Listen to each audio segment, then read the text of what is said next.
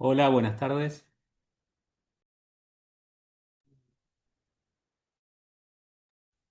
Buenas tardes, doctor. Buenas tardes a todos y a todas los presentes. Siendo la hora señalada para la iniciación de esta actividad, le damos la cordial bienvenida y también damos un formal inicio a esta jornada internacional sobre independencia judicial.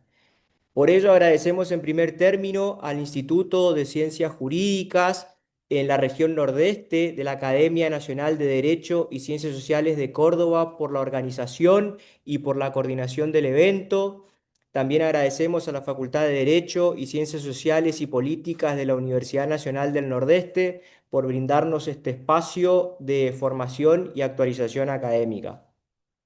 De acuerdo al cronograma previsto, en primer lugar tomará la palabra el decano de nuestra facultad, el profesor Mario Villegas, quien tendrá a su cargo las palabras de apertura del evento. Así que, doctor, le cedemos la palabra. Muchas gracias, doctor Ayala. Un gran gusto saludar a esta prestigiosa audiencia que nos acompaña en este encuentro, especialmente al querido profesor Diego Valadez, que desde México nos viene a acompañar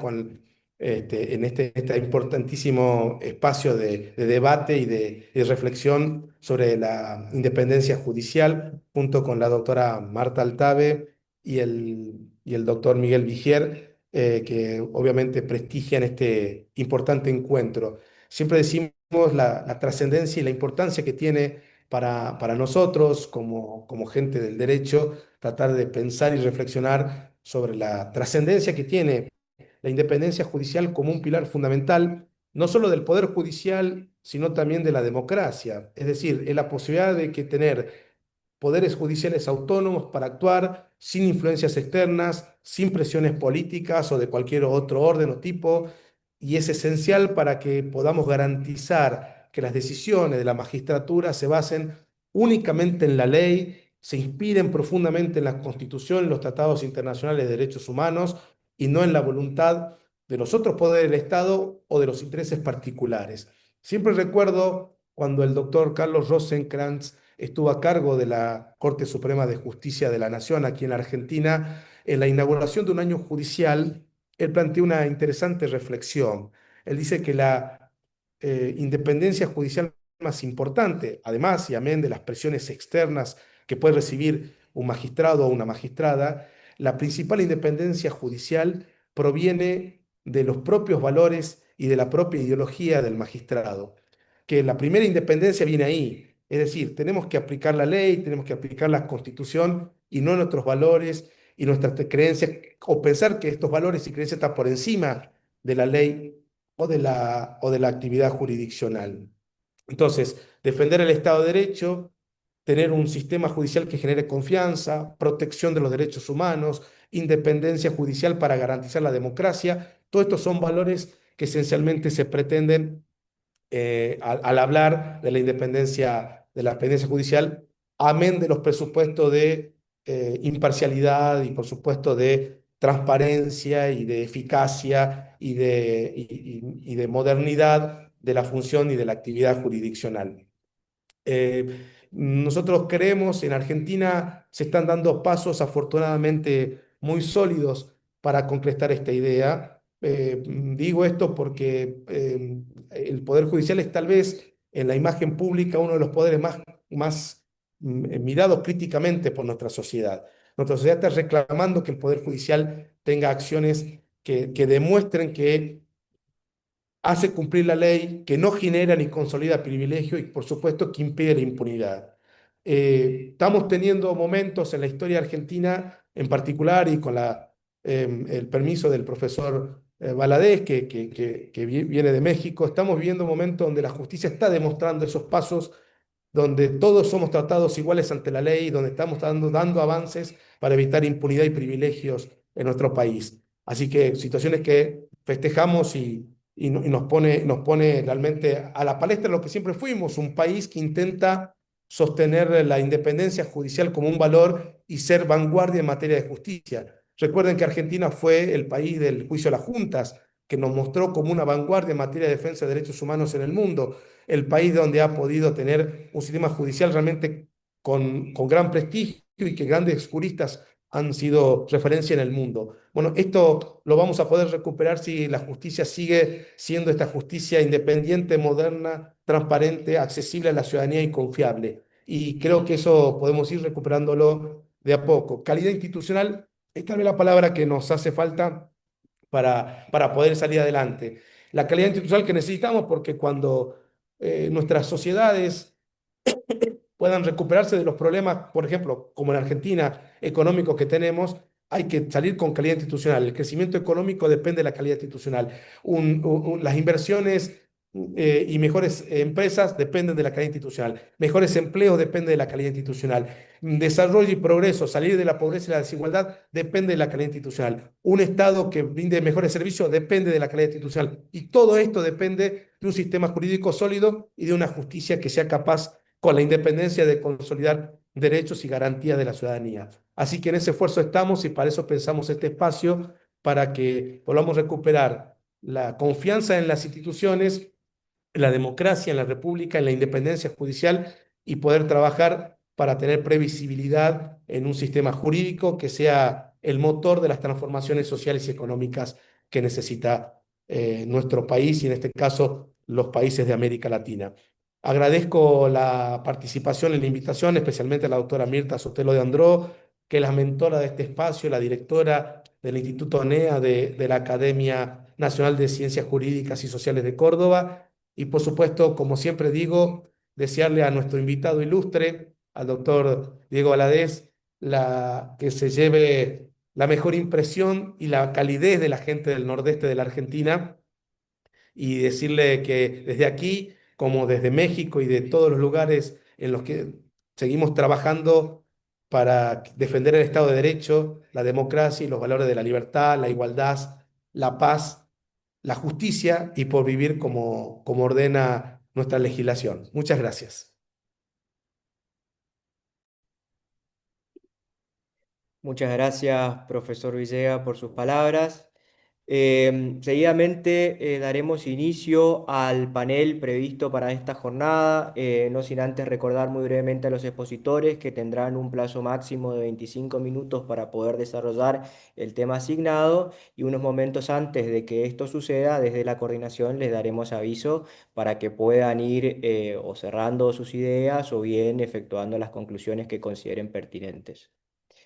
Quienes pondrán primer término por una cuestión de cortesía internacional es nuestro profesor internacional invitado, el doctor Diego Valadez, al que muy brevemente paso a presentar. El profesor Valadez es investigador emérito del Instituto de Investigaciones Jurídicas de la UNAM y del Sistema Nacional de Investigadores. Es autor de numerosos libros y ensayos en materia de Derecho Constitucional y Teoría de la Constitución. Ha recibido el Premio Nacional de Jurisprudencia y Premio Nacional de Artes y Literatura en el campo de Historia, Ciencias Sociales y Filosofía y fue director del Instituto de Investigaciones Jurídicas de la Universidad Nacional Autónoma de México. El doctor nos hablará de la reforma judicial de México. Profesor, tiene la palabra. Muchas gracias, querido colega Facundo Ayala, y muchas gracias también por tan elocuentes reflexiones que hemos escuchado por parte del decano Villegas. Comparto plenamente sus expresiones y quiero ratificar mi añeja relación y admiración, por supuesto, por la Academia Argentina, pero también por su foro y por su judicatura. Conozco muy a fondo la trayectoria que tiene esa gran república hermana en cuanto a la preocupación por los valores y principios del orden jurídico y por la incesante lucha en pro de las libertades y de la democracia. Tengo el privilegio de mantener una muy antigua relación con la comunidad jurídica de ese gran país al que tanto quiero y admiro y con el que además tengo vínculos familiares muy cercanos porque Tengo 4 nietos, 2 de los cuales son argentinos. Bueno, argentinos y mexicanos, las dos cosas, pero hay un vínculo, por tanto, estrecho, familiar, un vínculo de amistad. Y en este vínculo muy particularmente destaco la relación fraterna con la queridísima amiga Marta Altave, queridísima amiga y respetadísima y admiradísima colega. Es un privilegio, ya tuve el gusto de saludar a la doctora Sotelo y reitero mi agradecimiento al doctor Villegas por sus palabras y también, por supuesto, por la presentación que hace el doctor Ayala, que le aprecio mucho. En efecto, eh, creo que una jornada internacional para examinar los temas relacionados con la independencia judicial es de enorme importancia en este momento, en particular para los mexicanos, por la reforma que acabamos de poner en marcha en materia judicial. Y por eso aprecio esta oportunidad para intercambiar puntos de vista y nada mejor que hacerlo con ustedes, queridas y queridos colegas de Argentina, porque me dará la oportunidad de contrastar las perspectivas que tenemos en México de nuestra incipiente reforma, que presenta enormes problemas, particularmente en los términos a los que ha hecho referencia de manera, repito, tan elocuente el doctor Villegas, porque en efecto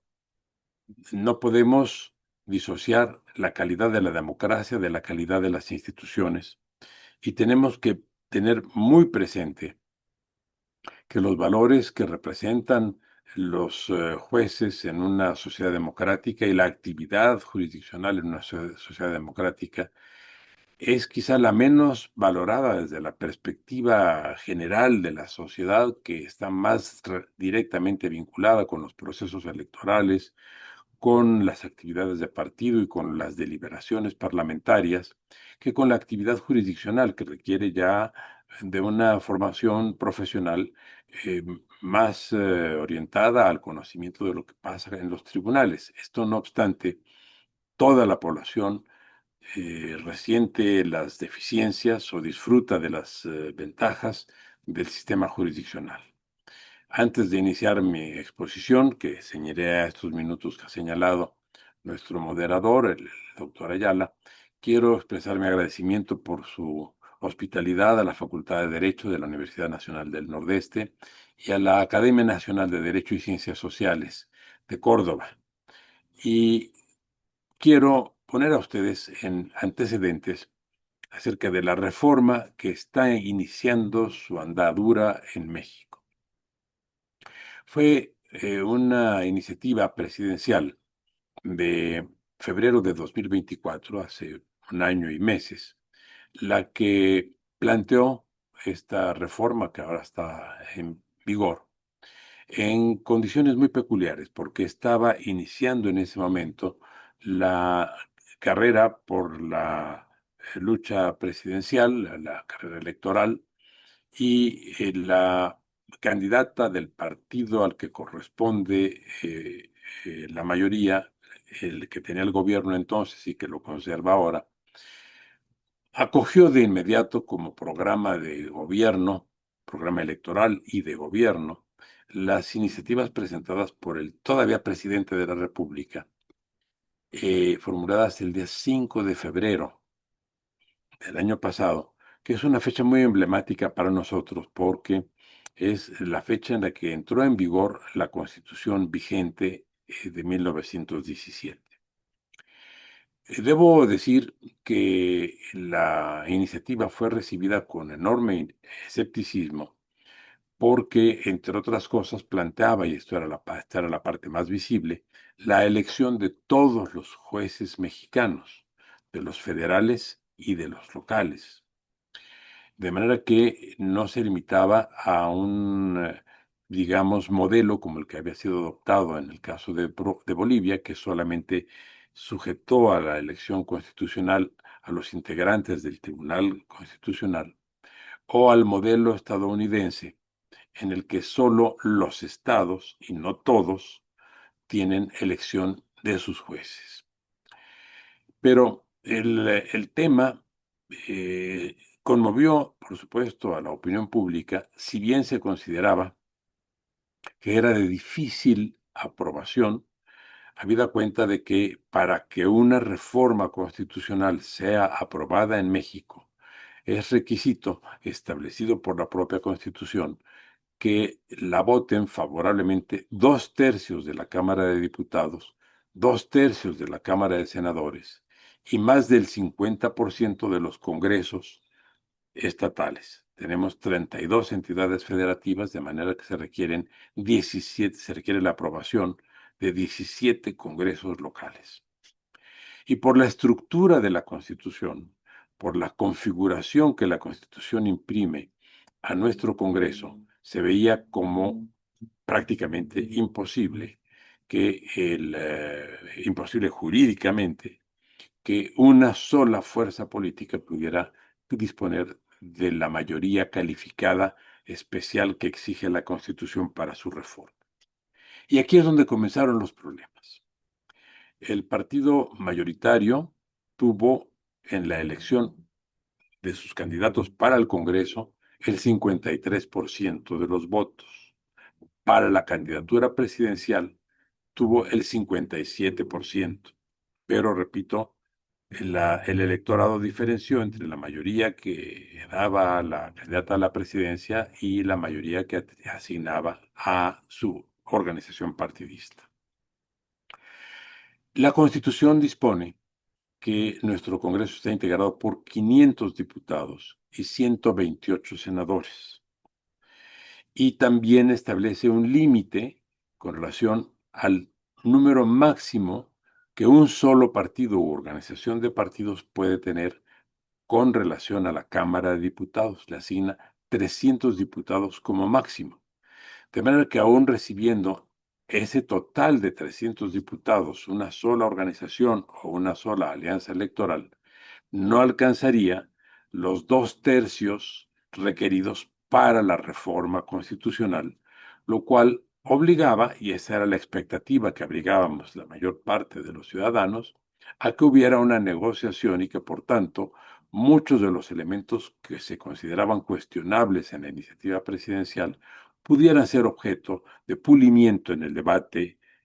parlamentario y antes, desde luego, en la negociación entre los partidos para la elaboración de un dictamen y para la propuesta de reformas o de adecuaciones a la iniciativa. Pero los mexicanos tuvimos la ingrata experiencia de ver que el Tribunal Electoral, que es el que en última instancia califica la elección tanto del presidente cuanto de los órganos que integran el Poder Legislativo, la Cámara de Diputados y la Cámara de Senadores, fue desmantelado de manera progresiva. El tribunal está integrado por 7 magistrados. 2 terminaron por haber alcanzado el término para el cual habían sido designados y quedaron 5. De manera que de esos 5, 3 hacían mayoría y podían tomar cualquier tipo de decisión, por supuesto, apegada a la Constitución.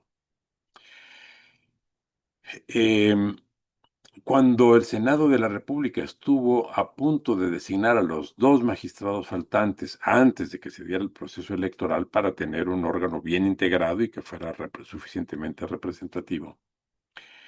el presidente de la República, de manera pública, en sus conferencias cotidianas, tenía conferencias diarias de prensa de lunes a viernes, indicó a los senadores que les indicaba que no hubiera modificación en la integración del Tribunal Electoral y que se quedara con los 5 magistrados que ya lo componían. Primera irregularidad. Pero luego, para sorpresa de todos, primero el Instituto Electoral, que es el que hace el recuento de los votos, y después el Tribunal Electoral, que es el que hace la calificación de los votos, otorgó la mayoría calificada en ambas cámaras al partido mayoritario, aduciendo que había formado una coalición y que por tanto cada uno de los integrantes de la coalición podía aspirar a un a lo que llamamos un premio electoral que la Constitución asigna a la fuerza mayoritaria y le permite tener hasta un 8% adicional con relación al número de diputados que haya alcanzado en la elección. Esto para lo que se llamó, cuando esta cláusula absolutamente antidemocrática fue adoptada, cláusula de gobernabilidad, para que tuviera la posibilidad de integrar una mayoría y con eso, digamos, permitir el tránsito normal de sus presupuestos y de sus iniciativas de ley, pero no para reformar la Constitución. El tribunal decidió ignorar lo dispuesto por la Constitución, a pesar de que se le dijo, me tocó participar en una de las audiencias, que se trataba de una violación flagrante a la norma, porque al 53% de los electores se les confirió el 74% de los escaños de las sitiales de representativos en el Congreso y al 48% que votó en contra o por otras opciones, se les adjudicó solo el 24% de la representación nacional. No aburriré a ustedes con los detalles de este debate, pero siempre sí quiero subrayar que ya desde ese momento el diseño de la composición del Congreso a una decisión de violentar los términos de la Constitución para aprobar una reforma que estaba siendo seriamente cuestionada por la opinión pública, por la academia y por la propia judicatura y por numerosas fuerzas políticas, justamente por atentar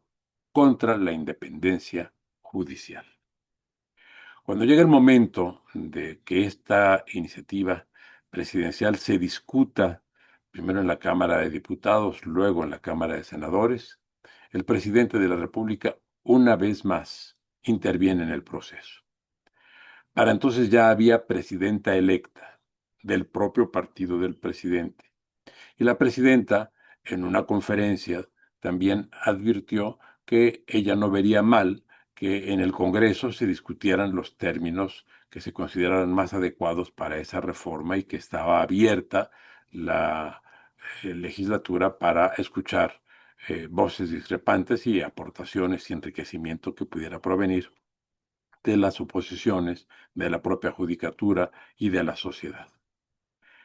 Unas horas después de que la presidenta electa hizo esta declaración, el presidente de la República dijo que de ninguna manera aceptaría que el Congreso hiciera ninguna modificación a los términos literales de su iniciativa. Y así se procedió. Al momento del debate, hubo aproximadamente 500 observaciones o reservas formuladas por los diputados y en la Cámara de Senadores hubo más de 300 observaciones y reservas, ninguna de las cuales en el procedimiento legislativo fue aceptada para discusión, de manera que se quedaron exactamente los términos en los que el presidente de la República había planteado la iniciativa. Fue todo tan precipitado y estuvo tan mal construido que, por ejemplo, en este momento el artículo 94 de la Constitución dice que la presidencia de la Corte dura 2 años y que es presidente quien obtenga o presidenta quien obtenga el mayor número de votos en la elección popular. Y así sucesivamente se irán sustituyendo cada 2 años de acuerdo con quienes hayan quedado en los siguientes lugares en la elección. Esto dice el artículo 94 de la Constitución vigente. El artículo 97 de la Constitución vigente dice que la presidencia de la Corte dura 4 años, no 2, y que los presidentes o presidentas son designados por esos 4 años por acuerdo de los demás integrantes, o sea, por la vía de cooptación de los demás integrantes de la propia Suprema Corte de Justicia. Ese es el nivel de precipitación. Les da a ustedes una imagen del nivel que se tuvo en este proceso del descuido. Es la única constitución en el planeta que prevé dos formas distintas de designación y dos periodos distintos de ejercicio para el mismo funcionario. Bien, lo más visible de esta iniciativa es el proceso electoral al que sujeta a todos los integrantes de la judicatura, tanto federal como local, como ya dije a ustedes. Y aquí se da otra ruptura significativa con relación al sistema constitucional federal mexicano, porque la reforma impone a las 32 entidades federativas equivalentes a las provincias argentinas una misma solución, un mismo modelo. En el caso de Estados Unidos, cada estado, y suman en este momento alrededor de 30 de los 50 que componen la Federación Americana, ha optado por la elección de sus jueces locales y casi todos tienen modalidades diferentes con relación a ese procedimiento electoral. En México se estableció una sola modalidad y se estableció con motivo de esta reforma y fue obligatoria para todas las entidades federativas, de manera que de entrada supuso una afectación severa para el sistema o pacto federal en México. Los efectos en cuanto a la elección son muy claros. Trunca la carrera judicial en la cual se había avanzado durante los últimos 30 años, merced a inversiones importantes en el orden financiero, en el orden también de la preparación, selección y capacitación de los juzgadores y de todo el personal. El total de los jueces que van a ser elegidos entre federales y locales es de un poco más de 7,000. Son 1,600 jueces federales, juzgadores federales entre jueces y magistrados, y un poco más de 5,000 locales. Pero en el ámbito federal, además de los 1,600 juzgadores, se cuenta con alrededor de 30,000 personas que forman parte del servicio profesional judicial. No me refiero al personal administrativo de apoyo, sino a los que forman parte ya de la carrera judicial, desde el primer peldaño al cual entran hasta el último, que puede ser ya el de juez o el siguiente en el caso de los magistrados. Cada una de las fases para ingreso y promoción implica presentarse a concursos competitivos, primero para ingresar y después ya los que forman parte del inicio de la carrera judicial para seguir ascendiendo. Se les exige competir entre ellos mismos y se va haciendo una selección para escoger a los mejores. Esto evidentemente desaparece y la carrera judicial se convierte en una carrera electoral, en tanto que ya para llegar a juez o para llegar a magistrado, no importan los méritos realizados a lo largo de una carrera, sino fundamentalmente los apoyos que se hayan tenido para formar parte de una lista inicial y el procedimiento que estableció la Constitución, que es un procedimiento muy extraño. Primero se hace una lista en la cual se inscriben voluntariamente todos los que deseen. El total de cargos que se puso a elección en este caso, eh, para el total de cargos, para los 881 cargos federales, se presentaron 3,500 candidaturas para 800 cargos, 880 cargos. Pero se inscribieron 50,000 personas. La selección de estos 50,000 para ir reduciendo fue primero absolutamente discriminatoria y discrecional. Las listas las elaboraron el Poder Judicial, el Poder Ejecutivo y el Poder Legislativo, cada quien de acuerdo con sus propios estándares. De ahí, esa primera selección, hecha estrictamente por las comisiones que cada uno de estos órganos del poder designó, se pasó a una segunda fase, que fue la de un sorteo, como si fuera la rifa de una casa o de un automóvil, o un sorteo de lotería,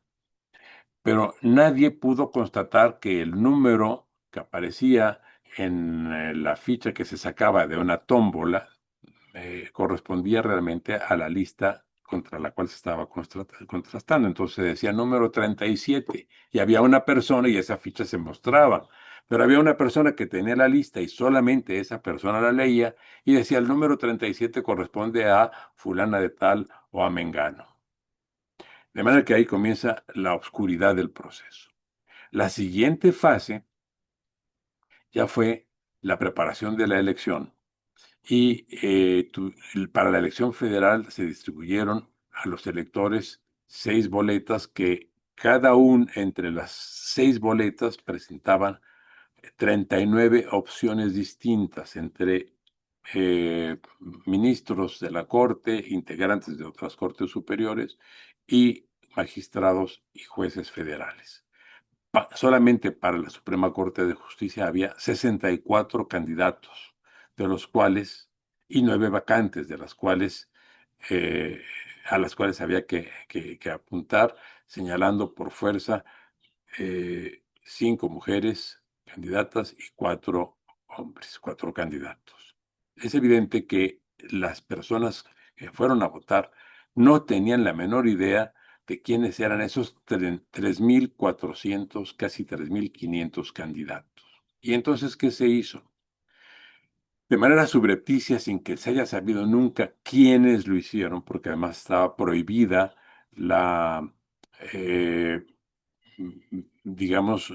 la utilización de recursos públicos o particulares, así lo prohíbe la Constitución, ni públicos ni privados, o particulares para la elección, pero el caso es que se comenzaron a imprimir y circularon por millones, lo que en México llamamos acordeones y lo que ustedes en Argentina llaman machetes. Esto es, listas que se introducen subrepticiamente cuando los alumnos van a los exámenes para consultar las respuestas que suponen corresponden a las preguntas que se les harán. Bueno, de esto se distribuyeron millones y justamente allí se decía por quiénes había que votar y por esos fue por quienes votó la población. Del total de 100 millones que formamos parte de la lista electoral, que estamos inscritos en la lista electoral nacional, concurrieron 13 millones, de los cuales 3 millones invalidaron su voto, de manera que solo 10 millones expresaron un voto y casi en la totalidad de los casos, esto se tiene la corroboración en todo el país, inclusive hubo observadores extranjeros, entre ellos de la Organización de Estados Americanos, han confirmado que los resultados que están siendo ya publicados, ayer fue el último día para la elaboración, la publicación de resultados, están coincidiendo con estos instrumentos que orientaron a ese número de electores que fue a emitir su voto. No quiero decir que los 10 millones hayan votado de acuerdo con lo que aparecía en los machetes o acordeones, pero sí a bulto se considera que entre un 70 y 80% de los votos emitidos se ajustaron justamente a esas orientaciones que fueron recibidas, elaboradas y distribuidas y recibidas de manera subrepticia. Bien, habría muchos otros elementos que mencionar. Estos son, digamos, los más aparentes. Habría otros que son los que están, digamos, ocultos en la trama del proceso eh, de renovación. Pero llevo 24 minutos. Me atrevo a solicitar atentamente si es posible doctora Ayala, que me extienda 3 minutos adicionales a los 25, solo para expresar a ustedes en unas cuantas pinceladas otros elementos que contribuyen a la pérdida de independencia. Ya lo que les acabo de decir a ustedes habla de la pérdida de la falta de independencia de los candidatos, que estuvieron en su mayor parte sujetos a procesos selectivos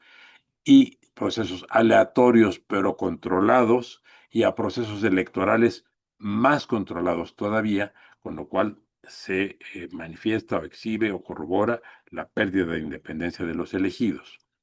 Pero independientemente de eso, y las partes más graves, consisten en que todos los elegidos permanecerán durante los 9 años de su ejercicio, tanto los jueces como los magistrados, en la circunscripción en la que fueron elegidos, con lo cual se rompe un principio de la justicia federal mexicana de movilidad nacional, justamente lo que se quiso desde el siglo XIX, que viene nuestro federalismo, desde 1824, lo que se quiso fue diferenciar la justicia local de la justicia federal y evitar que la justicia federal se contaminara de los mismos intereses familiares y amistosos y profesionales que corresponden a quienes actúan en el estado o provincia en el cual nacieron y en el cual trabajan. Entonces los jueces federales iban rotando por todo el país, de acuerdo con políticas que en cada caso podían variar. Ahora no. Todos los jueces y magistrados tendrán que permanecer durante todo el periodo de su ejercicio, que son 9 años, en el mismo lugar. ¿Y esto qué significa? En las condiciones actuales de México, donde aproximadamente un 50% del territorio nacional vive un fenómeno de violencia cotidiana con personas desaparecidas, asesinadas, muchas de ellas descuartizadas, con enfrentamientos entre diferentes grupos delictivos prácticamente cotidianos. No hay un solo día en el que no se tengan noticias de un enfrentamiento entre bandas de delincuentes o entre bandas de delincuentes y fuerzas del Estado. Bien, pues ahora los jueces federales, de los que depende justamente la suerte de todos aquellos que participan en las organizaciones delincuenciales, que entre otras cosas extorsionan o trafican droga o trafican combustibles, que es otro de los grandes problemas que se tienen en México, van a quedar expuestos a la extorsión de las bandas de los propios estados, porque ahí vivirán durante 9 años, ahí tendrán a sus familias, de ahí forman parte sus compañeros estudiantes, ahí es donde han desarrollado toda su vida personal previa. Esto los expone y entonces lleva a que ya no solo pierdan su independencia con relación al Estado, sino que pierden su independencia con relación a los intereses oligárquicos, a los intereses económicos, a los intereses caciquiles de la política y a los intereses delincuenciales. Como ustedes ven, el tema de la independencia judicial en México se encuentra no solo lastrado o afectado, sino literalmente anulado. Es un caso extremadamente grave que llevó a que los observadores de la Organización de Estados Americanos, además de señalar los problemas que vieron durante el proceso electoral, hayan emitido una recomendación dirigida a todos los países de nuestro hemisferio diciendo no es recomendable que ningún país de este hemisferio siga el ejemplo mexicano. Perdón por haber abusado de su paciencia extendiéndome unos minutos más. Muchas gracias nuevamente, estimado y querido doctor Ayala. Gracias nuevamente por esta invitación que tanto me honra, querida amiga Marta Altave, y gracias a todos los que han atendido estas expresiones mías. Muchas gracias. Muchas gracias, profesor, por su excelente disertación. Estuvo en tiempo oportuno según mi reloj, así que muchas gracias por eso. Seguidamente hará uso de la palabra el profesor Miguel Vigier, a quien muy brevemente paso a presentar. El doctor Vigier es profesor adjunto por concurso de la Cátedra C de la materia Teoría y Derechos Constitucionales. Es profesor adjunto por concurso de la Cátedra A de la materia Derecho Constitucional de los Poderes. Es secretario del Consejo Profesional de la Abogacía de Resistencia Chaco. Es miembro titular de la Asociación Argentina de Derecho Constitucional y además es abogado en ejercicio de la profesión. El tema del profesor Vigier es quién defiende a la Constitución a la espera del control judicial de los decretos de necesidad y urgencia. Profesor Vigier, tiene la palabra. Buenas noches, muchas gracias, profesora Ayala.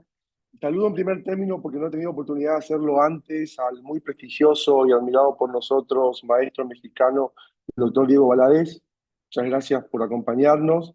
También agradezco, por supuesto, la invitación que me ha cursado el Instituto Nordeste de la Academia de Derecho de Córdoba, a la profesora Marta Altave, que siempre es muy generosa con los jóvenes docentes. Todavía me considero joven docente de nuestra facultad. Por supuesto, a nuestra también muy querida profesora, la doctora Mirta Sotelo Andró, que es quien siempre moviliza y nos moviliza a reflexionar sobre los temas que consideramos más acuciantes de nuestra realidad jurídica e institucional. Muchas gracias, profesora, por ese empuje que siempre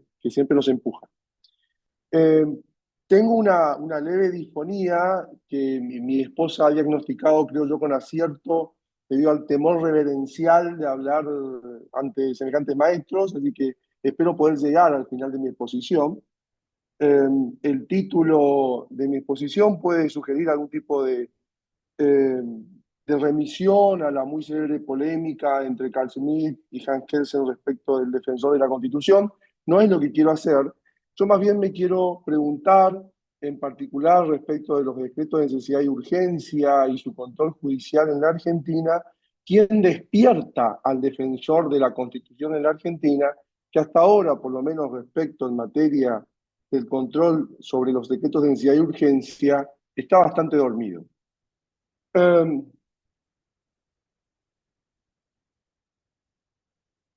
Tendré que decir que en nuestro sistema los decretos de necesidad y urgencia son una facultad legislativa excepcional del presidente de la Nación, consagrada en la última reforma que hemos tenido en el año 1994. Se supone, y así empieza el 99, inciso tercero, lo digo porque tengo muchos colegas que no son argentinos, empieza con una cerrada prohibición a que el presidente de la Nación pueda ejercer competencias legislativas, incluso lo dice bajo la pena o bajo la sanción de nulidad absoluta e insanable, en una pésima técnica legislativa que se ha criticado por igual en todos los espectros de nuestra doctrina. A continuación de esta negativa absoluta y rotunda, pasa a establecer como excepción que el presidente puede, cuando circunstancias excepcionales hicieran imposible seguir los trámites ordinarios para la sanción de las leyes, y no se trate de determinadas normas, tributaria, penal, régimen de partidos políticos y electoral, dictar por razones de necesidad y urgencia normas legislativas, las que deben ser dictadas en el Acuerdo General del Ministro, refrendadas por el jefe de gabinete y sometidas luego a un sistema de control político que está a cargo del Congreso. Claramente tiene que ser así porque está ejerciendo una competencia que titulariza el Congreso de la Nación. Esa práctica de que el presidente emita disposiciones de carácter legislativa, decretos legislativos, tenía algún reconocimiento anterior. Todos los presidentes o la mayor parte de nuestros presidentes la han ejercido. En la década del 90 esto se ha incrementado y esta ha sido una justificación utilizada para llevarlos al registro constitucional en 1994 con la pretensa intención de delimitar o limitar mediante el establecimiento de sus requisitos su utilización. Lamentablemente podemos decir que ha sucedido todo lo contrario y que lo único que hemos tenido desde 1994 es un incremento excesivo respecto de los decretos de necesidad y urgencia. Allí es donde está mi preocupación, porque yo asigno gravitante responsabilidad en la omisión de un control rigoroso de constitucionalidad, fundamentalmente por parte de la Corte Suprema de Justicia de la Nación, a este incremento en el ejercicio de potestades legislativas por parte del Poder Legislativo y directamente a la ordinarización de un instituto que es de excepción y, como bien enseña el maestro Mario Midón, debe encuadrarse dentro de las emergencias constitucionales, porque la Constitución reglamenta el DNU, primero bajo una regla general de que es excepcional, y luego impone para su habilitación circunstancias excepcionales que no son otras que la configuración de un hecho objetivo que es el impedimento para que el Congreso sesione, una parálisis que no puede ser la vinculada con los procedimientos legislativos ordinarios y el juego plural de la política legislativa, donde la falta de quórum o el rechazo de un proyecto o el no reunir las mayorías necesarias o incluso la dilación en la deliberación, no configura ninguna de las circunstancias habilitantes, porque el hecho objetivo que describe la Constitución es la parálisis del Congreso, como dice el profesor Midón, una parálisis que debe ser patológica. Esto quiere decir no por lo ordinario, sino por lo extraordinario que le impide su reunión para legislar.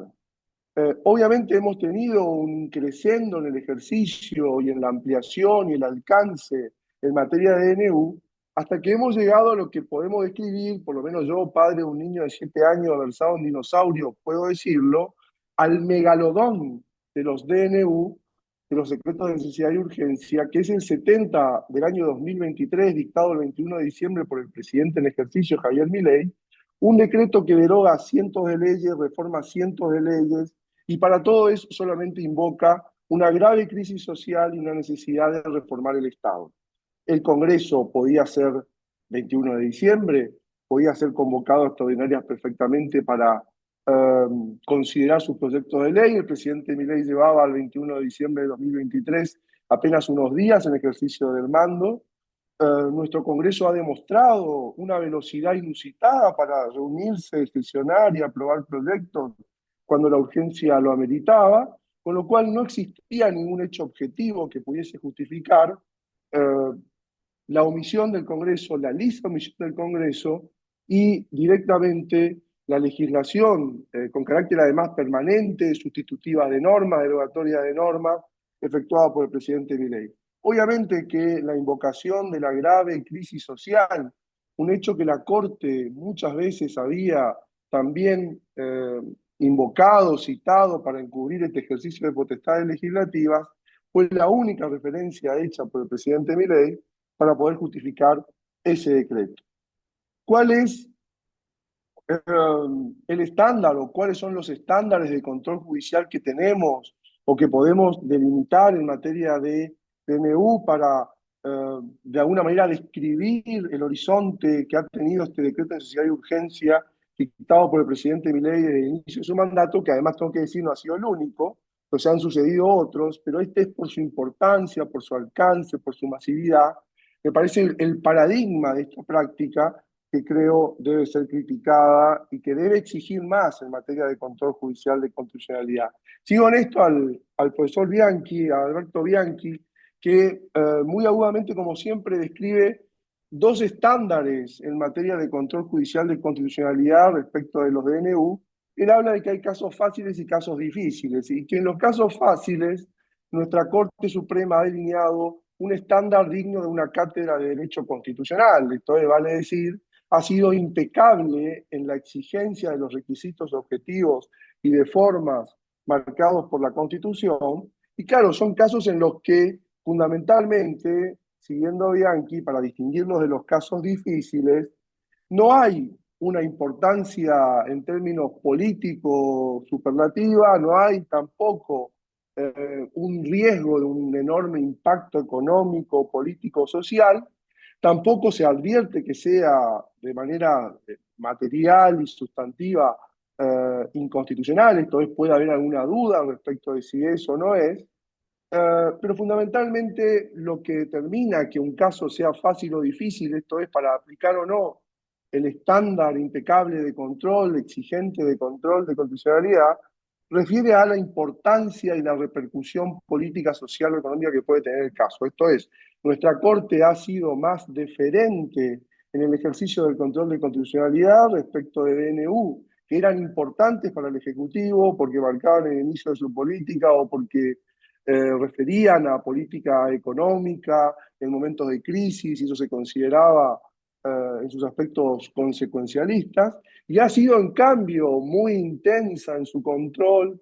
e impecable en su control respecto de casos fáciles. El problema es que esos estándares conviven y claramente la Constitución tiene una sola letra y por tanto entiendo yo, es el de los casos fáciles, esto es el estándar exigente de control que exige el cumplimiento de los requisitos objetivos y formales de la Constitución, el que debería imperar siempre. Lo otro, en todo caso, es lo que es materia de mi crítica, ¿no? Esto es la retracción del Poder Judicial cuando debe ejercer un control objetivo sobre la constitucionalidad, en este caso de un acto que es disruptivo para el principio de separación de poderes, que no hemos perdido ni modificado, como ha dicho muchas veces nuestra Corte, juzgando la emisión de DNU. Esto es que nuestra Constitución no prescinde del principio de separación de poderes y sus reglas, sino que bajo circunstancias excepcionales que son las previstas y enunciadas en la Constitución, es posible que el presidente dicte estos actos excepcionales sometidos al control político del Congreso y no exentos, como la propia Corte ha reivindicado, el control judicial posterior. Creo yo que esa cátedra de derecho constitucional impecable que señala Bianchi tiene su mejor expresión en el caso Consumidores Argentinos de 2010, un caso fácil porque refería a una legislación que reformaba el régimen de seguros, y por tanto era un sector determinado, allí la Corte estableció en primer lugar que, como marca el inicio del 99, inciso tercero, el dictado de un DNU se hace bajo circunstancias excepcionales, de excepción, que por tanto marcan una presunción de inconstitucionalidad inicial, ¿no? Esto no lo dijo la Corte allí, lo dijo Naceval Polachi, la disidencia de la jueza Carmen Argibay, pero sí que marca el inicio de una facultad excepcional que debe, por tanto, orientar la interpretación posterior de esta facultad. Y lo segundo que reivindicó la Corte en Consumidores Argentinos, y es muy importante, es la competencia del Poder Judicial y en particular de la Corte Suprema para revisar el presupuesto fáctico, esto es la configuración del supuesto excepcional de necesidad y urgencia que habilita al presidente a dictar estos actos. La Corte ha dicho en esa oportunidad, y lo cito porque este es el estándar con el cual deberían haberse juzgado en adelante del 2010 todos los DNU y con el que yo espero que la Corte juzgue oportunamente el DNU 70,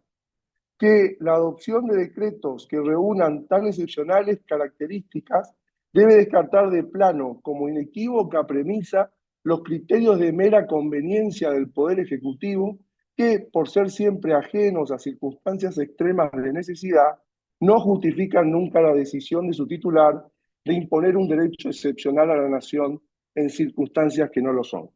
Los decretos de necesidad y urgencia han sido calificados a partir de su práctica abusiva por el Poder Ejecutivo de la Nación, por el maestro Néstor Saués, como decretos de conveniencia más que de necesidad y urgencia. Esto es cuando le conviene al presidente prescindir del Congreso porque no tiene mayorías o porque sabe que puede ser rechazado su proyecto, acude al DNU y consigue el mismo resultado.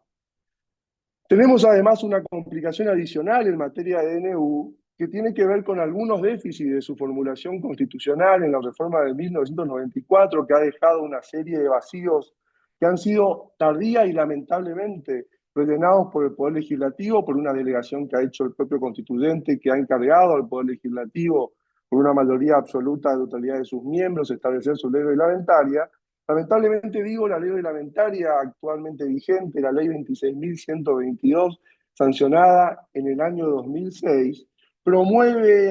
e incrementa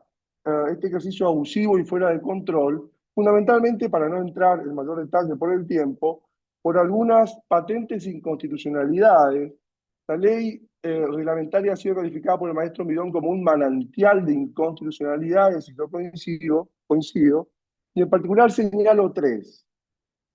En primer lugar, no hay ni en la Constitución, este también es un defecto de la propia norma constitucional, pero además agravado por su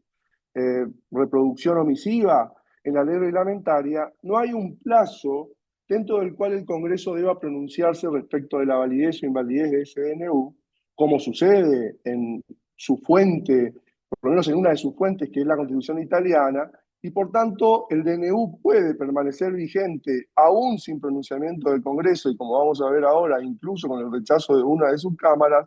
sin edie, sin tiempo definido. En consecuencia, el presidente tiene un fuerte incentivo para prescindir, del Congreso, porque puede lograr la aplicación de sus políticas públicas, de sus decisiones de gobierno, salteándose al Congreso con el solo evento de dictar un DNU que no tiene un plazo determinado de caducidad si no es aprobado por el Congreso. En segundo lugar, y esto es también lo más tramposo, como señala Pablo Manili de la Ley 26.122, su artículo 24 exige para su derogación que ambas cámaras lo rechacen. Nuestro poder legislativo es bicameral, es un sistema bicameral paritario, por tanto no podría haber ley en nuestro ordenamiento constitucional si no hay acuerdo de ambas cámaras respecto de una ley. En cambio, es posible que un DNU persista en su vigencia y validez si es que una Cámara lo aprueba y la otra lo rechaza, como ha sucedido de hecho con el DNU 70/23, que ha sido rechazado por resolución de la Cámara de Senadores del año pasado, y en cambio sigue vigente porque el artículo 24 de la ley reglamentaria de los DNU exige que ambas cámaras lo rechacen. Tanto la inexistencia de un plazo de caducidad del DNU como esta exigencia de que ambas cámaras rechacen el DNU para considerarlo derogado, violan el artículo 82 de nuestra Constitución, que exige la voluntad expresa del Congreso siempre para atribuirle algún tipo de pronunciamiento y veda expresamente la sanción ficta o tácita. Y hay que decir que esa norma ha sido incorporada por un antecedente nefasto de nuestra Corte, que es el fallo Peralta de la década de 1990, que es justamente un fallo en el que la Corte convalidó el ejercicio sin registro constitucional de una potestad legislativa del presidente, y es ese caso Peralta el que ha motivado posteriormente que llevemos a registro expreso de la Constitución los DNU. Y luego también porque el artículo 81 de la Constitución establece que en el caso del rechazo por una de las cámaras de un proyecto de manera total, ese proyecto no podrá ser vuelto a tratar durante ese periodo legislativo. Con lo cual, una norma de ese tipo que establece que ambas cámaras deben rechazar el ejercicio excepcional por parte del presidente de una competencia legislativa es claramente opuesta a esa voluntad expresa y es también opuesta a este rechazo total del proyecto que marca el artículo 81 y que implica también un supuesto de caducidad. Esto es, digo, somos más exigentes para la sanción de la ley cuando es el Congreso el que ejerce la competencia que cuando es el presidente el que ejerce excepcionalmente la competencia legislativa, sometida posteriormente a ese control político por parte del órgano que es titular originario de la competencia. Finalmente, hay otra objeción que hacerle, a esta ley reglamentaria, y es que no reglamenta la nulidad absoluta e insanable, que es la regla con que principia la atribución excepcional, y en cambio se limita a establecer los efectos derogatorios. Esto es, el rechazo por las cámaras del Congreso, por ambas, no implica la nulidad, esto es, la extinción de todo efecto de la emisión del DNU, sino que simplemente su derogación, con lo cual los efectos que han corrido desde la emisión del DNU hasta la derogación del Congreso, hasta el rechazo por ambas cámaras del Congreso, quedan consolidados. Es claro que el Ejecutivo tiene todos los incentivos para prescindir del Congreso y gobernar por DNU. Los incentivos son la facilidad para dictar un DNU, el conocimiento de que los efectos se van a cumplir desde el momento de su emisión y van a esperar una indefinida intervención del Congreso, y luego además, como broche para incentivarlo más, un control judicial bastante reticente en cuestiones trascendentales, esto es, en los casos difíciles, siguiendo la taxonomía del profesor Bianchi. Luego, para contar un poco qué está pasando con el DNU o qué ha pasado con el DNU 70/23, ha sido impugnado judicialmente en instancias inferiores por particulares afectados por alguna de sus normas particulares y también ha sido impugnado incluso en instancia originaria ante la Corte, cuestionando directamente la validez del DNU por no cumplir con los requisitos establecidos por la Constitución. Respecto de los planteos que han llegado a la Corte ha negado a la provincia de La Rioja legitimación para impugnar el DNU con fundamento en la inexistencia de caso y ha rechazado también la revisión por vía de apelación extraordinaria en los casos promovidos por el profesor de Derecho Constitucional, Andrés Gil Domínguez, y por un abogado, Jorge Rizo, como titular como presidente de una ONG. Tanto en el caso de Rizo como en el caso de Andrés Gil Domínguez, han invocado para fundamentar su legitimación un precedente propio de la Corte Suprema de Justicia de la Nación, que es el caso Colegio de Abogados contra Honorable Convención Constituyente de Tucumán, un caso en el que la Corte dijo literalmente lo que negó, en cambio, cuando Gil Domínguez y Rizo impugnaron la validez del DNU, que basta la simple condición de ciudadano para tener por demostrada la existencia de interés especial o directo cuando están en juego las propias reglas constitucionales. Entonces, en ese caso que se trataba de impugnar una reforma constitucional provincial, a la Corte le bastó que un ciudadano invoque la violación eventual de los principios fundamentales de la forma de gobierno republicana para darle legitimación, lo que ha negado en estos casos frente al DNU 70/30. En mi opinión, y para ir redondeando, el control judicial debería hacerse respecto del DNU 70/30, bajo el estándar estricto fijado por la Corte en consumidores argentinos, porque no se encuentra configurado el hecho habilitante, y su efecto debería ser la nulidad que está prevista en la Constitución, en el artículo 99, inciso tercero, es decir, que esa nulidad debería traer efecto erga omnes, esto es, aunque sea un tribunal inferior el que disponga la nulidad, esto debería proyectar los efectos anulatorios respecto a este DNU con efectos generales, o así lo debería hacer prontamente la Corte. El resultado de la retracción del Poder Judicial en materia de control de constitucionalidad respecto de los DNU ha derivado, en mi opinión, en un debilitamiento de la forma de gobierno republicana, una degradación de la democracia como sistema político y en un incremento de nuestro ya de por sí exacerbado presidencialismo, con un severo riesgo de inducir o permitir en el futuro formas autoritarias en el ejercicio del poder.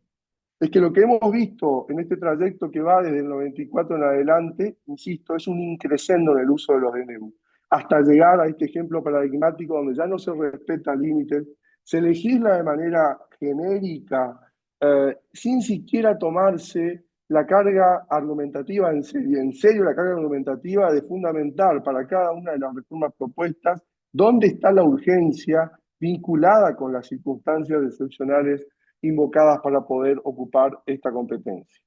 Creo además que, contrariamente a lo que se invoca en el DNU para fundamentar su dictado, esto es la necesidad de una reforma del Estado, de regular la economía para generar mejores condiciones de inversión y expectativas de seguridad jurídica, logramos todo lo contrario. Pensemos que aún en el caso de que este DNU sea validado por incluso por el Poder Judicial, supongamos que la Corte confirma su constitucionalidad, haría al mismo tiempo la Corte la validación o lograría al mismo tiempo la validación de la facultad para legislar de manera general y ordinaria, como lo ha hecho este DNU 70, permitiendo en consecuencia que un próximo presidente de una ideología opuesta a este haga lo mismo y derogue las mismas normas y modifique las mismas normas en sentido contrario que hoy han sido establecidas por medio de este DNU. ¿Qué persona razonable entonces confiaría en nuestro sistema jurídico si supiera que nuestras normas regulatorias, de las que depende el respeto a su derecho de propiedad, están a disposición exclusiva del presidente de turno, que puede prescindir del Congreso para establecerlas? Es el fin de la seguridad jurídica, todo lo contrario a lo que se proclama perseguir. La verificación de circunstancias excepcionales que hacen imposible seguir el trámite ordinario de sanción de las leyes exige una valoración circunstanciada y fundada por cada decisión legislativa, a lo que no se ha hecho en este DNU, que puede ser calificado, así como lo decimos respecto de las leyes en la Argentina, como un DNU ómnibus. Esto es omnicomprensivo de diversas materias e incluso derogatorio de otras tantas. Ahora sí, voy a intentar explicar los motivos por los cuales he vinculado este tema, que en apariencia no parece vinculado con la independencia judicial, que es el motivo de nuestra convocatoria. Creo yo que la independencia judicial está vinculada con este tema porque es frente a los casos donde se enfrenta al poder más intenso, donde puede alcanzarlo y abstraerlo, donde tiene urgente necesidad la independencia del Poder Judicial y cuando cobran sentido las garantías institucionales que la Constitución reconoce vigorosamente a los jueces y las juezas para asegurarnos que sus sentencias no serán el resultado del temor al poder que deben controlar y encauzar de ser necesario. Para eso sirve la independencia judicial y con ese fin es que dotamos a sus jueces de seguridades suficientes para que puedan cumplir sin temor a represalias su fundamental rol de defender la Constitución. Nada más, muchas gracias, perdón por el exceso. Muchas gracias, profesor Vigier, por su excelente disertación y también por respetar el tiempo pautado. Al público presente le hacemos saber que cualquier duda, consulta que quieran efectuar a los expositores podrán hacerlo directamente a través del chat de la plataforma. Y después eventualmente nosotros se la pasaremos al disertante que lo indiquen. Seguidamente pasaré a presentar a la última expositora de este panel, que es la profesora Marta Altave. Muy brevemente presentada, la profesora Altave es doctora en Derecho por la Universidad Nacional del Nordeste, presidenta honoraria de la Asociación Argentina de Derecho Constitucional y vicepresidenta honoraria del Instituto Iberoamericano de Derecho Constitucional. La doctora Altave disertará sobre estándares de la independencia judicial en el sistema interamericano de derechos humanos. Profesora, tiene la palabra. Gracias, Facundo. ¿Me podés habilitar para compartir pantalla, por favor? Bueno, buenas tardes a todos los presentes. Muchísimas gracias por estar aquí. Quiero agradecer al Instituto Regional Nordeste de la Academia Nacional de Derecho de Córdoba y a la Facultad de Derecho de la UNE, que, a la que, o sea, pertenezco a la Facultad de Derecho, pertenezco al instituto, y gracias por este espacio. Quiero decirle al doctor Diego Valadez que le agradezco infinitamente que haya aceptado hablar de este tema que nos tiene tan preocupados a todos los americanos, es decir, todo el continente americano realmente está mirando a México respecto de esta reforma tan grave para la democracia. Así que le agradezco, doctor Valadez, por su generosidad para estar esta tarde hoy y poder ilustrarnos acerca de la reforma. Y le agradezco las afectuosas palabras hacia mi persona. Bueno, voy a compartir simplemente para hacer más amena no sé si se ve algo ahí.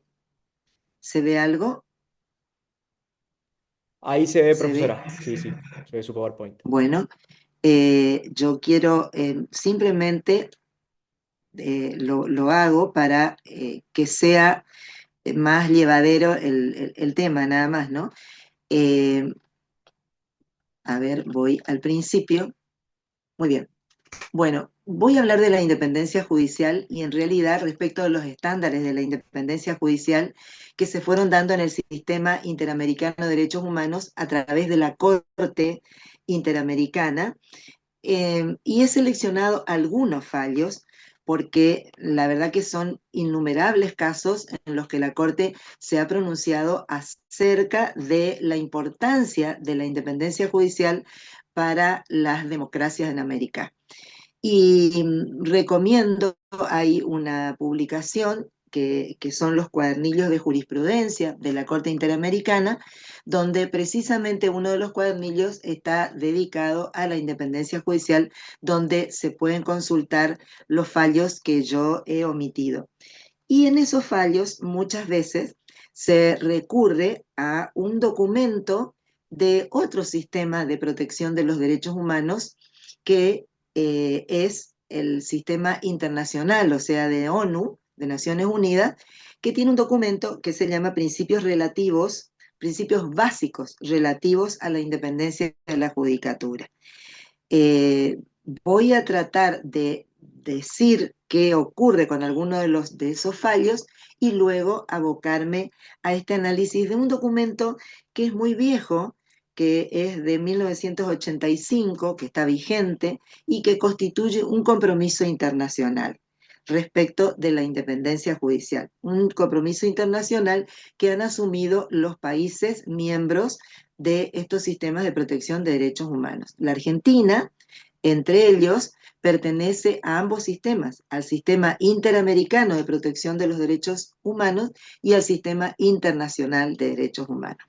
¿Por qué es importante esta cuestión de la independencia judicial? Bueno, yo lo señalo ahí en la diapositiva como un concepto sustantivo que hace a los sistemas democráticos y que aparece generalmente formulado en las constituciones en forma formal, es decir, como que se asegura la independencia judicial, pero en realidad tendríamos que esperar que en esa clasificación de Kelsen en Constitución, Normativas Nominales y Semántica no sea solamente una formulación formal, sino que realmente aparezca en los hechos. Y sobre todo en los sistemas presidencialistas de gobierno, donde hay una interdependencia por coordinación. Hoy el doctor Vigier se refería a la importancia del control de constitucionalidad por parte del Poder Judicial de actos del presidente de la República nuestra, que es justamente lo que tiene que ver con los decretos de necesidad y urgencia. Esa interdependencia por coordinación le ha otorgado al Poder Judicial, además de una función jurisdiccional, una función política, esencialmente política, que es el control de constitucionalidad de los actos de los otros poderes del Estado. Entonces, esa función es fundamental, constituye un sistema de control interórganos y por lo tanto tiene que ver con abonar el sistema de control o sistema de frenos y contrapesos propios de los sistemas democráticos. Esta cuestión de la independencia judicial interesa a los particulares, no está establecida para los órganos públicos, sino precisamente para los justiciables, para los ciudadanos, porque hace a la garantía de acceso a la jurisdicción en condiciones de igualdad, que es considerado un derecho humano inalienable, y que si bien aparece implícito en el artículo 18 de la Constitución Nacional, está expresamente en numerosos tratados y convenciones que fueron ratificados por la República Argentina. Algunos tienen jerarquía constitucional y otros rango supralegal.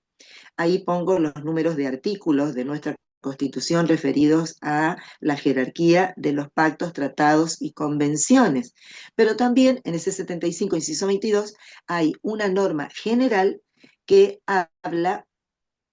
acá aparecen los pactos y tratados que tienen jerarquía constitucional, pero quería decirles que también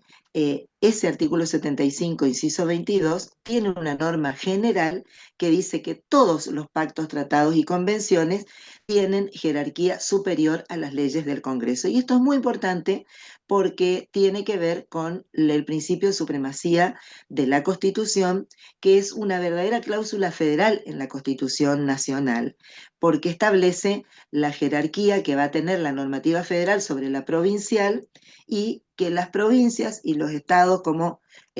o la ciudad autónoma de Buenos Aires debe adecuarse a esa normativa. Todas estas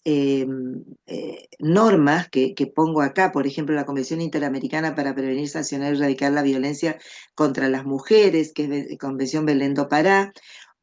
no tiene jerarquía constitucional, pero en ese orden de prelación de normas, donde se habla de la independencia del Poder Judicial, aparece como primera respecto de las normas del propio Congreso. Y hay un documento sumamente importante que va a aparecer en esta jurisprudencia que pretendo presentarles hoy, que es la Carta Democrática Interamericana del 11 de septiembre del 2001, que viene a ser un compromiso de los jefes de Estado que han asumido frente a la comunidad internacional, diciendo que cuáles son los elementos fundamentales de la democracia y que se comprometen a reforzar esos elementos fundamentales de la democracia, entre los que aparece la independencia de los poderes públicos y la independencia del Poder Judicial. Bueno, perdón,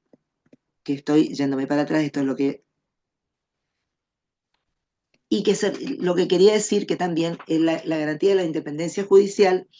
se relaciona o está ligada con este principio republicano de división de poderes,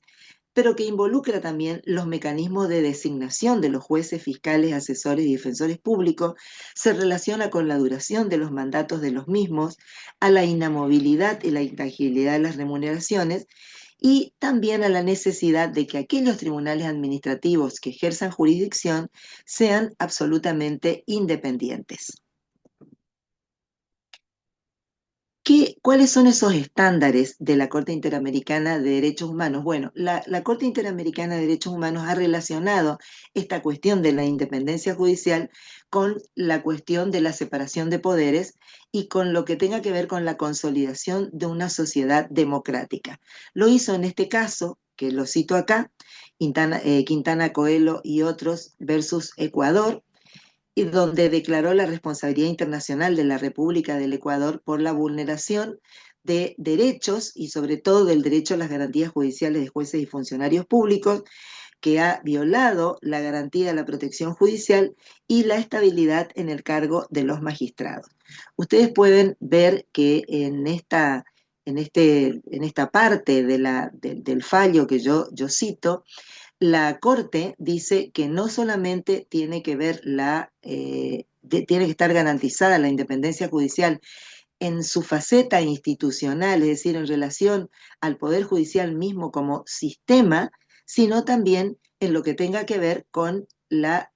faz individual propia de la persona del juez. Y entonces esa dimensión objetiva tiene que ver con aspectos esenciales del Estado de Derecho, como separación de poderes, el rol que cumple la función judicial en la democracia y sobre todo la cuestión de los jueces, en este caso, de acceder y permanecer en sus cargos en condiciones de igualdad y de garantía de estabilidad. En el mismo sentido, se expidió en este otro caso el Tribunal Constitucional versus Ecuador en el año 2013. También la Corte Interamericana ha dicho que la independencia judicial se relaciona íntimamente con la cuestión que tenga que ver con separación de poderes y con la consolidación, perdón, me está jugando una mala pasada este tema del PowerPoint. Lo que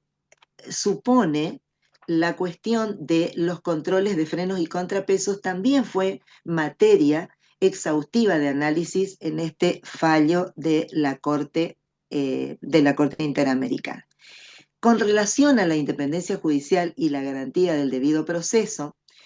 se declaró la responsabilidad internacional del Estado del Perú por la destitución de miembros del Tribunal Constitucional en los que la Corte consideró que se había violado la garantía del debido proceso respecto de estos magistrados. Y por lo tanto, se mencionó este documento de principios básicos de las Naciones Unidas relativos a la independencia de la judicatura. Y se dice en ese fallo que la independencia de la judicatura debe ser garantizada por el Estado y proclamada por la Constitución y la legislación del país. Parafraseando este documento que se menciona en el propio cuerpo de la sentencia. Entonces, allí se establece que toda acusación o queja formulada contra un juez por su actuación se tramitará con prontitud e imparcialidad, con arreglo al procedimiento previamente previsto por las leyes y tendrá derecho a ser oído de modo imparcial. También en la sentencia con respecto a la responsabilidad internacional de la República de Chile por la censura previa impuesta a la publicación de un libro, Ética y Servicios de Inteligencia, la incautación que se hizo de la publicación, se consideró que el Estado violó, entre otros, los derechos de pensamiento y de expresión, el derecho a la propiedad privada, el derecho a las garantías judiciales y el principio de legalidad y de retroactividad. Acá la Corte consideró es una garantía fundamental del debido proceso, es decir, que debe garantizarse ¿ustedes me escuchan bien? ¿Me escuchan bien, por favor?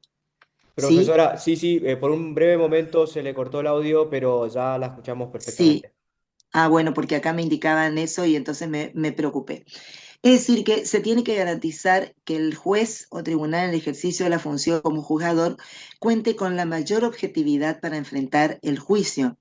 y que la independencia del Poder Judicial frente a los demás poderes estatales es esencial para el ejercicio de la función constitucional. Respecto de la necesidad de que un juez o tribunal militar cumpla con las condiciones de independencia e imparcialidad,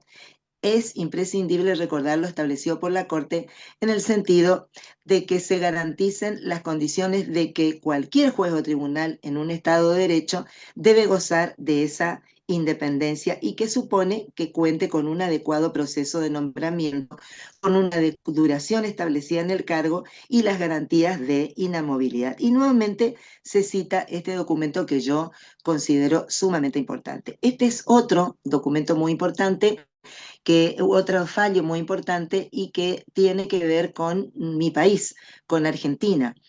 que donde se declaró la responsabilidad internacional del Estado argentino por el homicidio del subcomisario Jorge Gutiérrez. La Corte allí estableció que el Estado violó el derecho a la vida, a la integridad personal, a la protección judicial de los jueces y funcionarios públicos y a las garantías judiciales. Acá la Corte consideró que una investigación, para ser efectiva, las personas encargadas de la investigación tienen que ser absolutamente independientes y de aquellas personas implicadas en los hechos que se investigan. Y se constató que al menos 5 testigos denunciaron haber sido presionados o amenazados por policías federales o por los familiares del policía federal procesado debido a la intervención en las investigaciones de la ejecución del subcomisario Gutiérrez, lo que creó temor e inseguridad en ellos sin que conste que el Estado haya dotado de medidas de seguridad para su favor una vez tomado conocimiento de estos hechos. Y se señaló, por ejemplo, que el comisario que estuvo a cargo de la investigación desde el inicio y que la declaración había sido solicitada por la particular damnificada ante los tribunales judiciales, fue asesinado. Y se constata que también se denunciaron intentos de sobornos y el robo de evidencias sin que conste que los hechos hayan sido investigados. La Corte constata que los testimonios de descargo de personas que luego desmintieron los mismos fueron tomados en cuenta para la absolución del policía federal procesado por este hecho. También la Corte consideró que la independencia judicial debe ser observada aún en los procesos llevados a cabo por la jurisdicción militar. Es decir, la jurisdicción militar que tiene un sentido excepcional. Debe ser, en este caso que presento acá, estaba referido a un proceso interno de la Fuerza Aérea Argentina que fue seguido contra 20 oficiales por el delito de defraudación militar contra la fuerza, y la Corte consideró violados el derecho a la libertad personal y a las garantías judiciales. Y allí fijó estándares referidos al carácter de restrictiva y excepcional de esa jurisdicción militar, y que tenían que ver con los aspectos relacionados al nombramiento, la inamovilidad en el cargo y la garantía contra presiones internas, cuestiones que no se daban porque precisamente quienes estaban encargados de la investigación, del juzgamiento y de las sanciones que debían aplicarse a estos oficiales de la Fuerza Aérea, pertenecían a la fuerza. O sea que no podía hablarse de independencia e imparcialidad, porque los integrantes eran militares en servicio activo, estaban subordinados jerárquicamente a los superiores a través de la cadena de mandos, y su nombramiento no dependía de la competencia profesional e idoneidad para ejercer las funciones, y no contaban con garantías suficientes de inamovilidad, ni poseen la formación jurídica exigible para desempeñar el cargo de jueces o fiscales. También la Corte consideró que que había que tener en cuenta la independencia de los jueces, la dependencia interna de los jueces, que podía ser socavada por presiones internas. Esto lo dijo en el caso Acosta versus Nicaragua del año 2017, donde consideró vulnerada esta garantía por las irregularidades en la investigación del homicidio del señor Francisco García Valle, esposo de la señora Costa Castellón, que ocurre el 8 de abril del 2001 en Nicaragua. Acá se dijo que se había violado el derecho a acceso a la justicia, a la verdad, a las garantías judiciales, a la debida protección judicial, a la individualidad del juez, que tiene que ver precisamente con la independencia interna del juzgador, o pueden ser los fiscales o cualquier otro funcionario judicial, ¿no? Cuando en este caso Velarde versus Guatemala, cuando se consideró violados el derecho a las garantías judiciales, a la integridad personal, a las garantías judiciales, a la protección judicial, en perjuicio de la señora jueza. Las presiones externas afectan la independencia judicial por resultar intimidatorias o constituir presiones indebidas sobre la actividad judicial, dejando a salvo lo atinente a la libertad de expresión y a la posibilidad de que se investigue la conducta de jueces y funcionarios judiciales. Cuando también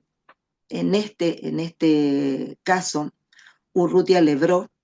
la Corte señaló que el alcance de las garantías judiciales del debido proceso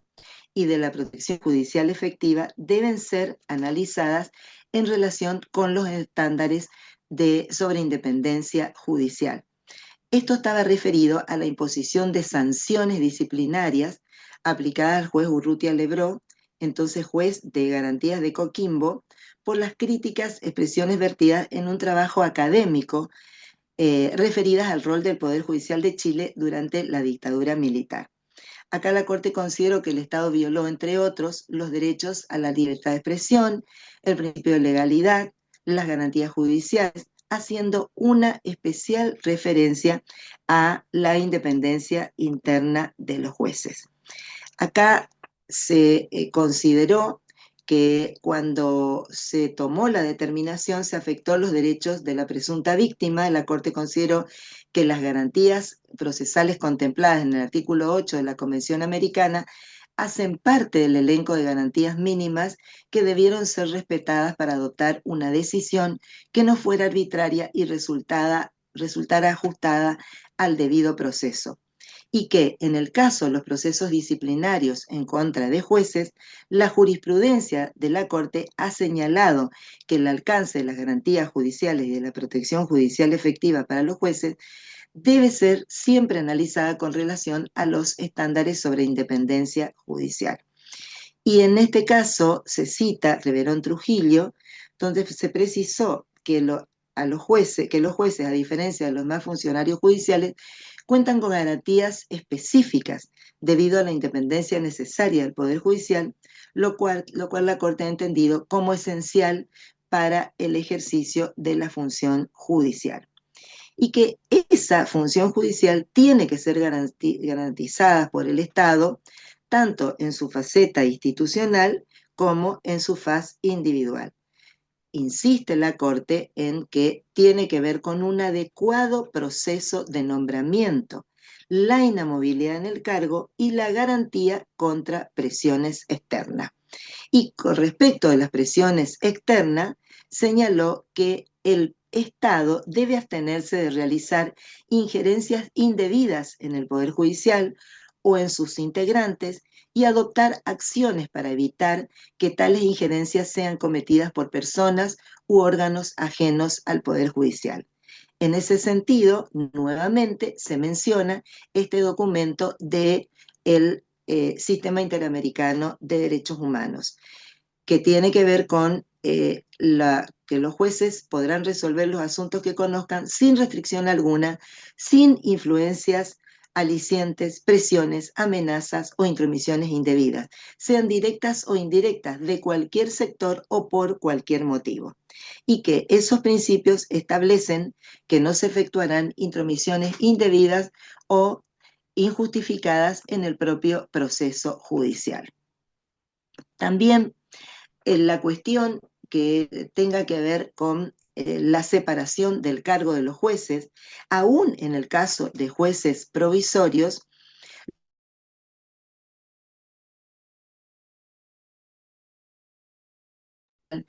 que garantice el derecho de defensa, y aclarando que la provisionalidad no equivale a libre remoción, porque de esa manera se afectaría la independencia de los jueces provisorios,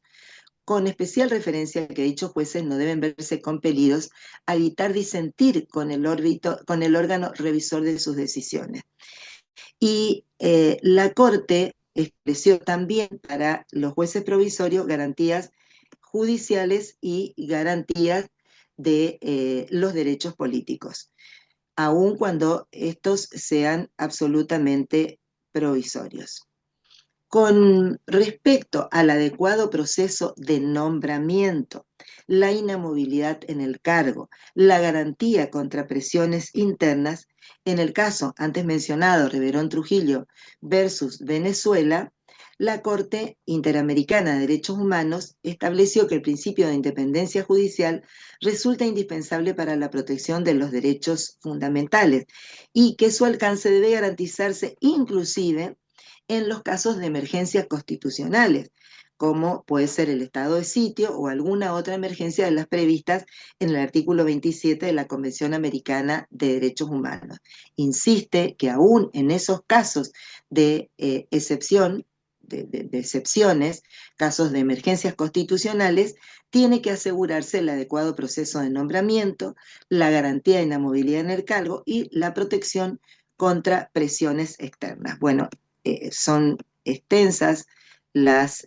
sentencias de la Corte Interamericana. Acá hay un caso sumamente interesante de la jueza temporal Mercedes Chocrón versus Venezuela, donde la Corte Interamericana declaró responsable internacionalmente a la República Bolivariana de Venezuela por haber dejado sin efecto el nombramiento de la señora Mercedes Chocrón como jueza temporal, sin garantizarle una mínima estabilidad en el ejercicio de dicho cargo, ni una decisión motivada para su remoción, como tampoco permitirle ejercer sus derechos de defensa y a un recurso efectivo. Consideró la Corte que la destitución fue arbitraria, que no se ofrecieron a la jueza garantías de un debido proceso, ni un recurso adecuado para cuestionar esta decisión de removerla, y que el Estado violó el derecho a la protección judicial. No le brindó las garantías judiciales y la protección efectiva para jueces y funcionarios judiciales, ni tampoco los derechos políticos atinentes a jueces y funcionarios judiciales. Bueno, por último, quiero referirme a este documento denominado precisamente Principios Básicos Relativos a la Independencia de la Judicatura. Esto, como les dije, fue adoptado por Naciones Unidas en un congreso sobre prevención del delito y tratamiento del delincuente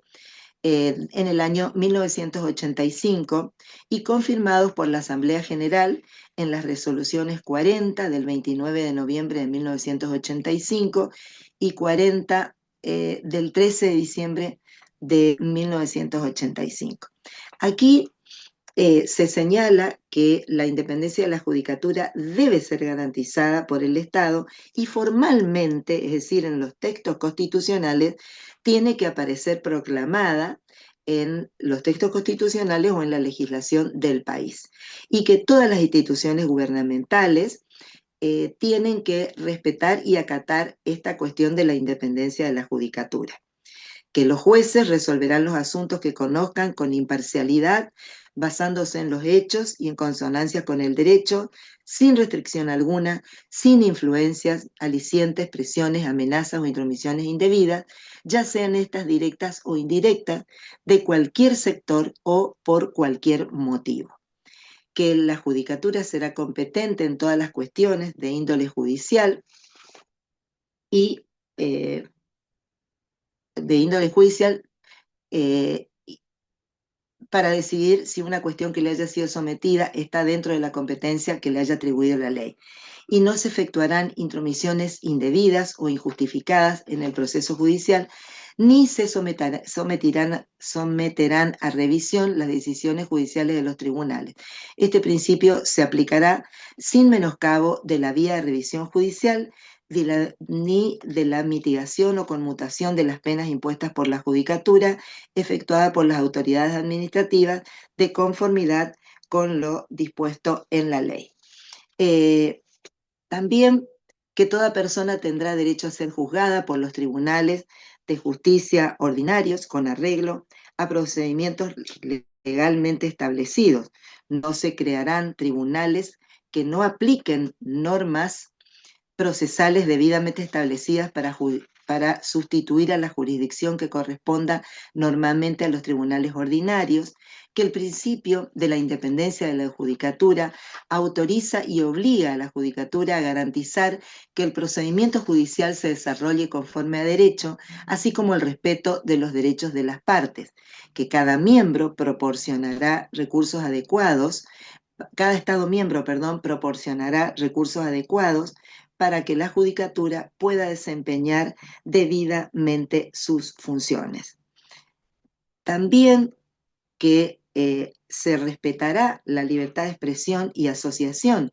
de los jueces, y en ese cometido, en consonancia con la Declaración Universal de Derechos Humanos y al igual que los demás ciudadanos, los miembros de la judicatura gozarán de las libertades de expresión, creencias, asociación y reunión, con la salvedad de que en ejercicio de esos derechos los jueces se conducirán en todo momento de manera que preserve la dignidad de sus funciones y la imparcialidad e independencia de la judicatura,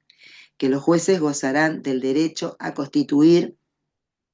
asociaciones de jueces u otras organizaciones que tengan por objeto representar sus intereses, promover su formación profesional y defender la independencia judicial, así como el derecho a afiliarse a ellas. Con respecto a la competencia profesional, a la selección y formación de los jueces, este documento establece que las personas seleccionadas para ocupar cargos judiciales serán personas íntegras e idóneas y tendrán la formación o las calificaciones jurídicas apropiadas, que todo método utilizado para la selección de personal judicial garantizará que éste no sea nombrado por motivos indebidos, como que en la selección de los jueces no se hará discriminación alguna por motivos de raza, color, sexo, religión, opinión política o de otra índole, origen nacional o social, posición económica, nacimiento o condición, y que el requisito de que los postulantes a cargos judiciales sean nacionales del país de que se trate no se considerará discriminatorio. Esto muchas veces se ha resuelto en nuestro país, por ejemplo en el caso Hod, donde se ha dicho que la cuestión de la nacionalidad no puede ser tenida en cuenta para la designación de jueces, porque es un caso de categoría sospechosa, un caso fallado por la Corte Suprema de Justicia de la Nación. También se ha resuelto, se ha establecido en este documento y que constituye este documento un compromiso que han asumido los Estados miembros, lo atinente a las condiciones de servicio e inamovilidad. La ley garantizará la permanencia en el cargo de los jueces por periodos establecidos, su independencia y su seguridad, así como una remuneración, pensiones y condiciones de servicio y de jubilación adecuados. Se garantizará la inamovilidad de los jueces, tanto de los nombrados mediante decisión administrativa como de los elegidos hasta que cumplan la edad para la jubilación forzosa o expire el periodo para el que hayan sido nombrados o elegidos cuando existan normas a ese respecto. También el sistema de ascensos de los jueces Cuando exista, se basará en factores objetivos, especialmente en la capacidad profesional, la integridad y la experiencia. La asignación de casos a los jueces dentro del tribunal de que formen parte es asunto interno de la administración judicial. Respecto del secreto profesional y la inmunidad, este documento dice que los jueces estarán obligados por el secreto profesional con respecto a sus deliberaciones y a la información confidencial que hayan obtenido en el desempeño de sus funciones, a menos que se trate de audiencias públicas y no se les exigirá que testifiquen sobre tales asuntos. Sin perjuicio de cualquier procedimiento disciplinario o derecho de apelación, ni del derecho a recibir indemnización del Estado, de acuerdo con la legislación nacional, los jueces gozarán de inmunidad personal con respecto a las acciones civiles por daños y perjuicios derivados de acciones u omisiones indebidas cometidas en el ejercicio de sus funciones judiciales. Con respecto a las medidas disciplinarias o de suspensión y separación del cargo, este documento establece que toda acusación o queja formulada contra un juez por su actuación judicial y profesional se tramitará con prontitud e imparcialidad con arreglo al procedimiento pertinente. Acá tenemos muchos casos en el Consejo de la Magistratura donde tienen una duración eterna este procedimiento que juega como presión hacia la independencia judicial respecto del juez que ha sido cuestionado por el Consejo de la Magistratura. El juez tendrá derecho a ser oído imparcialmente y en esa etapa inicial el examen de la cuestión será confidencial a menos que el juez solicite lo contrario. Los jueces solo podrán ser suspendidos o separados de sus cargos por incapacidad o comportamiento que los inhabilite para seguir desempeñando sus funciones. Que todo procedimiento para la adopción de medidas disciplinarias, la suspensión o la separación del cargo, se resolverá de acuerdo con las normas establecidas de comportamiento judicial. Las decisiones que se adopten en los procedimientos disciplinarios de suspensión o de separación del cargo estarán sujetas a una revisión independiente. Podrá no aplicarse este principio a las decisiones del Tribunal Supremo y a las del órgano legislativo en los procedimientos de recusación o similares. Esto tiene que ver con, las diferentes modalidades de juzgamiento para los jueces o la aplicación de medidas disciplinarias que tienen los Estados miembros. Bueno, como vemos, la cuestión de la independencia judicial abarca muchas cuestiones que he tratado de resumir a través de la jurisprudencia y a través de documentos, tratando de demostrar que esto no tiene que ver con una cuestión caprichosa, sino que hace a la separación de poderes, hace a los sistemas democráticos de gobierno y fundamentalmente hace al acceso a la jurisdicción de los ciudadanos en condiciones de igualdad, que ha sido consagrado como un derecho humano tanto en los documentos internacionales como en los documentos constitucionales de nuestra región americana. Muchísimas gracias muchísimas gracias a la audiencia por haberme dispensado de estos minutos. Muchas gracias, profesora. Gracias por su gran exposición. No han llegado preguntas al chat de la aplicación, pero de todas formas abrimos un espacio de consultas o dudas que tengan para que puedan efectuárselos a los distintos expositores.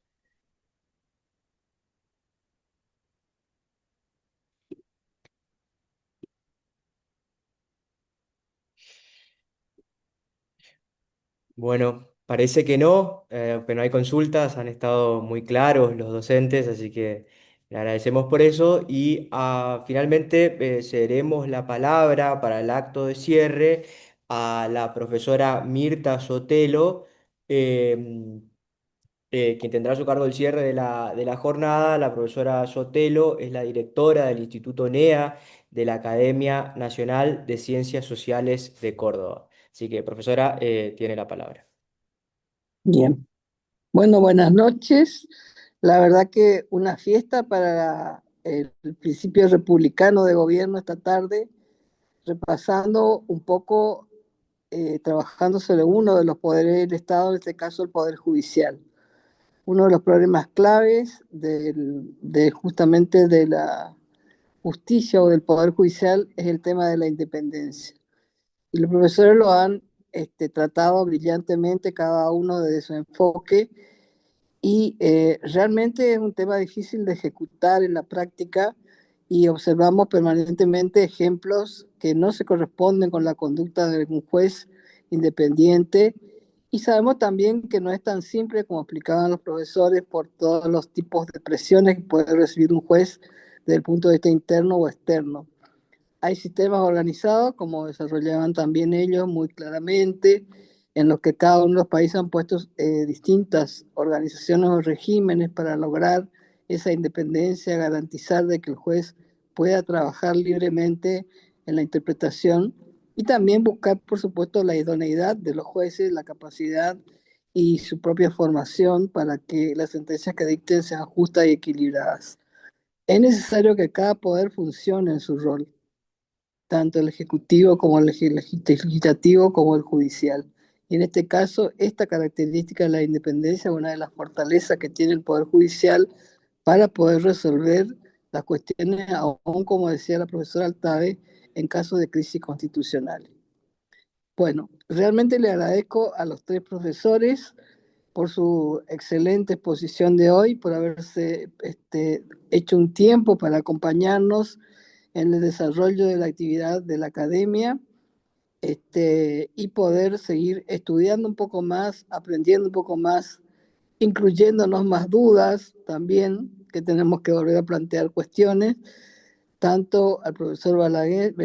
que ha venido desde México y que realmente es un orgullo para nosotros que haya estado con nosotros esta tarde, a la profesora Altave de Lertora, una querida amiga y profesora del Derecho Constitucional que ha llevado la bandera de nuestra querida corriente de la zona del nordeste del Chaco, donde en realidad es chaqueña, pero adoptada correntina, como dice ella, y lo ha llevado a nivel del país, a niveles internacionales, y siempre está trabajando con el derecho constitucional e internamente también dentro de nuestra provincia, ¿no es cierto?, en la universidad ha formado numerosísimos profesores actuales o colegas que han pasado a través de sus aulas. Y, por supuesto, el doctor Miguel Vigier, otro profesor de Derecho Constitucional, que viene siguiendo los pasos y formándose en la academia con mucha fuerza y destacándose. A todos los que nos han acompañado hoy, muchísimas gracias por estar en este miércoles a la noche. A lo mejor estamos con ganas de leer un libro o estar mirando alguna película o haciendo alguna otra actividad, pero estamos acá estudiando y tratando de ver cómo podemos solucionar para que nuestros países funcionen mejor. Así que bueno, muchísimas gracias a todos. Con una vez más, la academia les agradece su compañía, su presencia, su buena voluntad y esperamos volver a encontrarnos en otro encuentro académico próximamente. Muchas gracias y de esta manera damos por cerrada y concluida la jornada de hoy. Excelente y brillante jornada.